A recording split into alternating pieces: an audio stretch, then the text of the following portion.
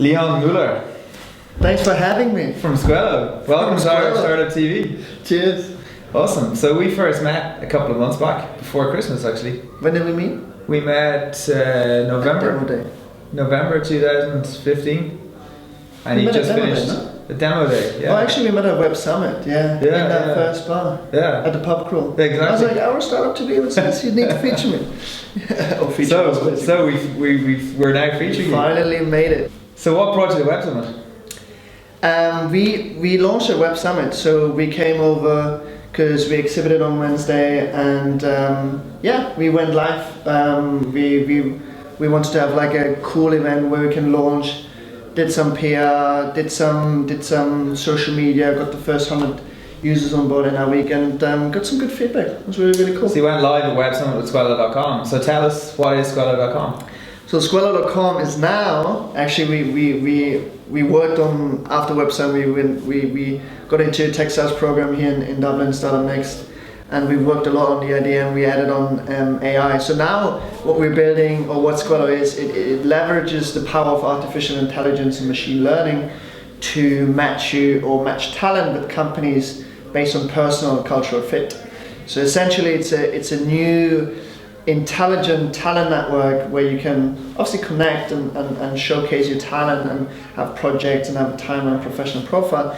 But what it does also is it analyzes your personality from your social accounts to... So that's the AI piece? That's the AI piece, yeah, machine learning. To learn your personality basically, and then recommend you careers, as in jobs and companies, also content and connections tailored to your personality. And that's what makes Squelo now unique, different, and new. So it sounds like, I'm not going to call it a pivot, but that additional piece was very much a function of taking part in the Techstars Startup Next event here, our program. Absolutely, yeah. So Startup Next has helped us a lot in getting feedback, working on the pitch, working on not the idea, but working on the pitch, working on the message, working a bit also on how we as I said, market the product, and we decided to, like, pretty much at the end and thought, okay, cool, it's still not enough, it's still not unique, and then we looked at, we came across AI and thought, okay, that's because we're in the IBM Global Entrepreneur Program, so we got access to IBM Watson, so the supercomputer. So the funny thing is, a lot of people try to do that matching thing. So if anybody that doesn't know, IBM Watson basically gives democratized access to machine learning and AI. Yeah, pretty much. And because on top of that, we're going to build with our own algorithms and like improve obviously the matching as we go, as we build the product. And a lot of people try to do matching with some kind of questionnaires and all this kind of things and tags and stuff, but this is kind of old school, right? So you noticed that the HR market wasn't working as efficiently as it could work for these reasons, especially in today's age. Exactly. So I mean, when we look at, we're just coming back from Mobile World Congress in Barcelona, and when we look at the latest technologies, it's VR, it's AI, it's AR, right? That's where we're heading, and that's where Squelo can obviously, in the talent market, be really innovative and make a difference. How did you get involved in the Startup Next program? We were back in Oxford actually, or in London and Oxford, where my co-founder's from. We were working, and we were looking at a couple of accelerator programs which don't take equity and which are really good. And we came across Startup Next, and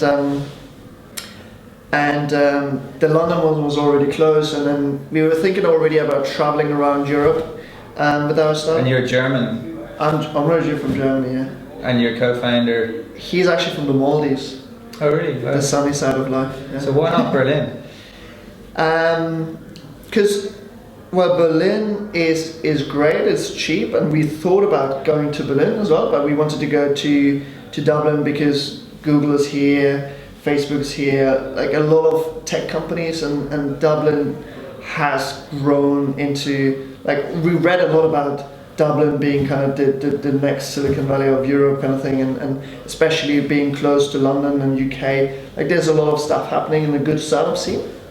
So we came over, obviously there's Web Summit, so we came over for Web Summit, and then as I said, we applied for the Startup Next program, and I knew someone from Texas as well, and I asked him like, can you recommend him? He was like, yeah, he came actually over as one of the mentors. Eamon, really cool guy. Eamon Carey. Yeah, Eamon Carey. A great Irishman.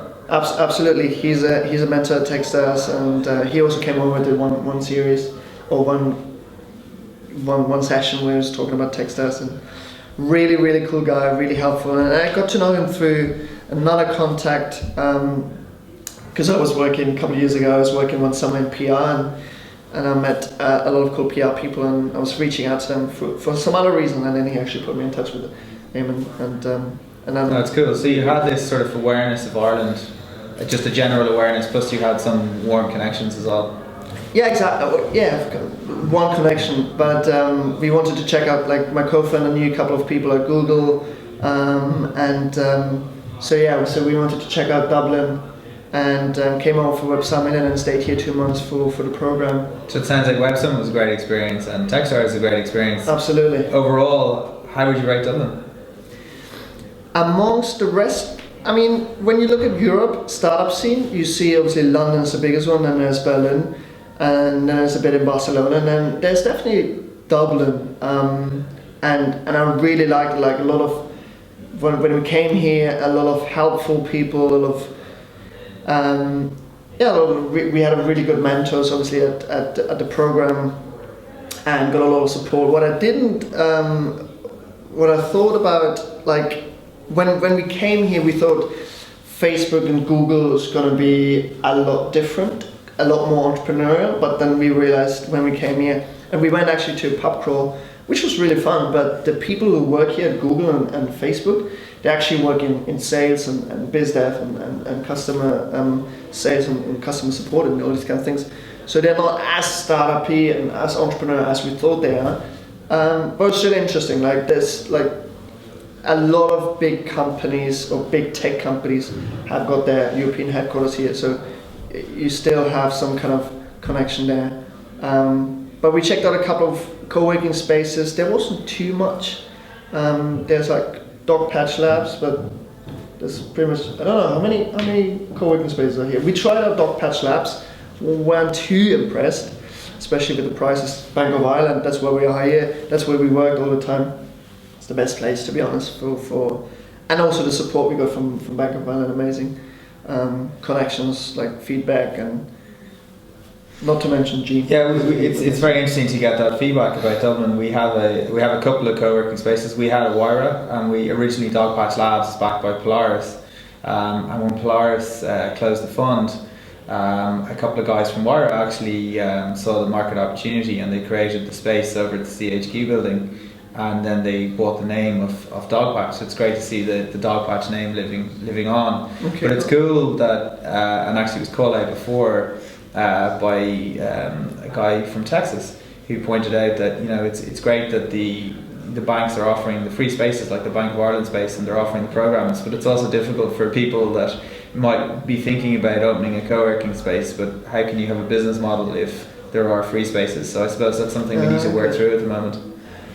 Yeah, like in general, we thought Dublin is also going to be a lot cheaper than London, because I mean, okay, you know, London is expensive, and in terms of cost of living or accommodation, yeah, or both, like anything, to be honest. Really. So how do you think it compares then to London from a? It has pretty much rents? the same prices, but I mean, it's an eighth of the size or something, you know, and it's also an eighth of the attraction rate kind of thing. So still prices for food, for living, I hear you have to pay even in Dublin like €800 for a room. That's pretty much what I pay in London, right? Oh, wow. And this is not London. Yeah. That's the reason why we actually moved to Barcelona now, where we pay like 1,200 via Airbnb for a 3-bedroom apartment, having our time of like per calendar month. Yeah. Really. Wow. So that's what you in London pay for one room kind of thing, €1,000, or here as well for like one room pretty much. And how do you find then the interactions with the corporates in Barcelona and in London? The interaction with corporates? Yeah, because you mentioned that in Ireland that it's small, so you can, or you allude to it being small, so you can get access to people. Yeah, I mean, the Bank of Ireland was kind of the best example. They helped us a lot because they do a lot in entrepreneurship, and obviously Gene is here, and who basically runs everything. Gene Murphy, the bank's entrepreneur in residence. Yeah, exactly. He runs everything in Ireland, related. He's a great guy. He's awesome. So it was good, and to get a couple of intros, and depending on your network, you can always get intros. In Barcelona, I know, for example, the head of innovation at Sabadell and a couple of other people. But it's always about your network. So you can't really. I wouldn't say like we have too many connections to corporates, because we haven't even started approaching too many corporates. But if you have a great product, and in a couple of weeks I will reach out to companies, because then the product is ready. If you have a great product, then companies. That's a really good point, and it's a thing we see quite a lot. With IrishStartUpTV, that people saying, look, if you have a good product, you're going to attract the talent to work, even though you may not be able to otherwise, in a normal scenario, afford that kind of talent. If you build a really nice product, really talented people are going to want to work with it, and invariably customers are going to want to use, or users are going to want to use, customers are going to want to buy your product. See, the focus needs to be on the building amazing products. When it comes to talent, or because I mean I did a talk the other day just about how startups can obviously attract talent, and how they find the best talent. And I mean, why do people choose a job? It's because the product, it's because the people, and it's because the culture. So cultural fit, and that's what we're doing with Squelo, obviously matching talent with companies based on personal culture fit. So if the personality fits and the culture, the person's going to be happier, stay there longer. If there's a really good fit, like everyone's happier, right? And culture plays these days a huge role, and that's why obviously all these kind of tech companies have realized that early on, and integrated a really cool open culture. Like everyone wants to work at Google, because I mean the comfort zone and the benefits. What then can a startup do to attract the talent? Good question. Well, it can do a lot of things, but I mean obviously as a startup you need to have like the kind of outgoing strategy. I mean every day, like today, a lot of these tech companies get approached by so many people and they want to work for us. So there's a lot of inbound, but you need to have outbound, right? You need to, and the first 10 employees are the most important ones. In terms of setting that kind of benchmark for. Yeah, because hiring is the key success factor for a startup. Can you and there are a lot of things how a startup can obviously attract. The video would be too long now if I keep talking about this. No, that's okay. But obviously have good values, have a good mission, have a good product, have already like a really cool core team, have a really clear idea of where they want to go, and then having also a cool culture. I mean, why do people join startups? Because it's the learning curve, it's the kind of the mission and the vision of a product, and what they can achieve, like changing the world, making the world a better place, depending on what product the company is building, and then being honest and having a cool culture, and then obviously you have to find the people and convince them and sell them the vision, and see how their personal path, like their passion for something, what they want to achieve, can align with your, and how you can help them if they join your company. If they join your startup, how you can maybe help them actually achieve to where they want to go in the future. Like maybe you wanna start a company one day, but you start joining a company to learn how to build a company, kind of thing. You know? Yeah, it's a very symbiotic thing, and it's almost like a leapfrog effect, whereby people maybe come out of a corporate and they join a startup, and then they learn, and then they do their own startup, and then it's very much an ecosystem. So on that note of progression, where to next for Squelo? .com. So yeah, we're based in Ireland. Can you repeat that question? Yeah, sure. So on that subject of milestones, where to next for Squelo.com? We're now in Barcelona, and the next steps, we're releasing a couple more features. We're releasing a lot of marketing campaigns over the next couple of weeks. Releasing a brand evangelist campaign. We're getting student brand ambassadors. If you want to become a student brand ambassador, go to campus.squelo.com. So we're launching in Ireland and UK as we speak. Still in beta, still invite only. If you want to get an invite, it's Hello Talent. Just We'll put the links under the video. Squelo.com, Hello Talent. And then rolling out to the rest of Europe over the next couple of months, improving the product, hiring a lot, especially obviously on the AI side and data side, because that's becoming more important. Doing a lot of stuff and with the universities over the next couple of months, and then in the summer, so loads to come. Like, so do you think will you companies see and jobs going to come? Will you see yourself sticking in Barcelona for the foreseeable future? Depends. Probably until summer. Okay. And then probably Ireland or London coming back when. So what would Ireland need to do to bring you back? It depends a bit on raising funds, and we're definitely interested in coming back to Ireland to set up an office here. And what attracts you? Because already you mentioned how you found that it was quite expensive compared to London. It's but still it's smaller. nice. So why Dublin? There's a lot of support you get here. There are a lot of interesting people. Just spoke to Trinity earlier, and they found out that the Trinity brings out the most entrepreneurs in Europe.